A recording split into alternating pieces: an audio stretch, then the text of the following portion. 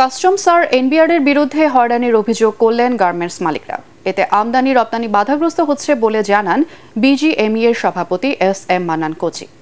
এসব অভিযোগের বিষয়ে মন্ত্রিসভায় কথা বলার আশ্বাস দেন বস্ত্র ও পাট মন্ত্রী জাহাঙ্গীর কবির নানক। আরও জানাচ্ছেন মাহবুব কবির চপল।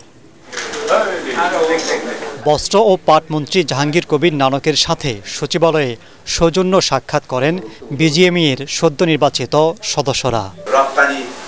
এ সময় তৈরি পোশাক শিল্পের বিভিন্ন সম্ভাবনা ও চ্যালেঞ্জ তুলে ধরেন গার্মেন্টস মালিকরা। তারা জানান, ব্যবসা করতে গিয়ে প্রতিনিয়ত কাস্টমস আর এনবিআরের হয়রানির শিকার হচ্ছেন।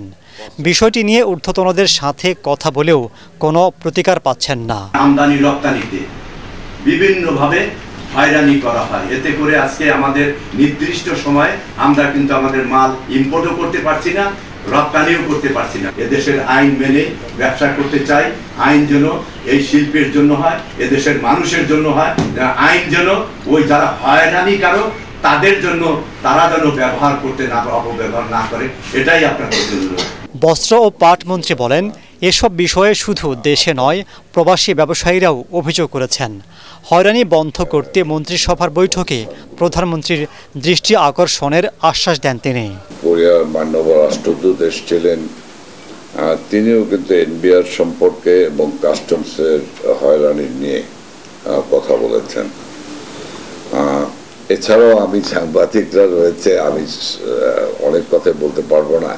কিছু কথা থাকে জাহেরে আর কিছু কথা থাকে বাতেনে। আমি সদ্য ওমরা হজ পালন করে এসেছি, সেই জায়গা থেকেও কিন্তু একই অভিযোগ আসছে। তারা যে সমস্ত মালামাল পাঠায় তা নিয়ে চট্টগ্রাম কাস্টমস এনবিআর এর সমস্যা নিয়ে, এনবিআর এবং কাস্টমসের যে সমস্যাগুলি রয়েছে এটি একটি বড় সমস্যা। আমি সামনের মন্ত্রিসভার বৈঠকেই আমি বিষয়গুলি আলোচনা করব। গার্মেন্টস খাতে রপ্তানি কমে যাওয়ার কথা স্বীকার করলেও দ্রুত ঘুরে দাঁড়ানোর আশা ব্যবসায়ীদের। আমাদের প্রায় 8% থেকে। মাহবুব কবির চপল, এটিএন বাংলা, ঢাকা। এটি একটি গুরুত্বপূর্ণ